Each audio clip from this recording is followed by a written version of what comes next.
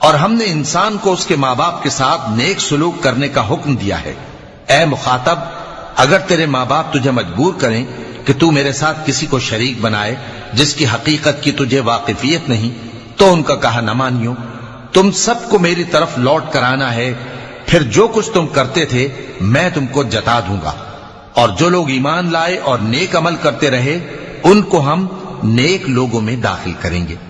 اور بعض لوگ ایسے ہیں جو کہتے ہیں کہ ہم اللہ پر ایمان لائے، پھر جب ان کو اللہ کے راستے میں کوئی ایذا پہنچتی ہے تو لوگوں کے ایذا پہنچانے کو یوں سمجھتے ہیں جیسے اللہ کا عذاب۔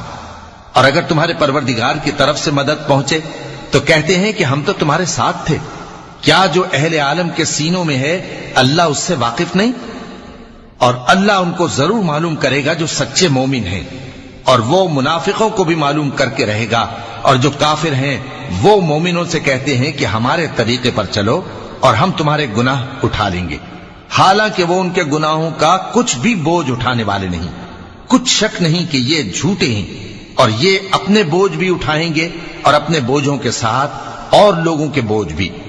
اور جو جھوٹ یہ لوگ گھڑتے رہے قیامت کے دن ان کی ان سے ضرور پرسش ہوگی۔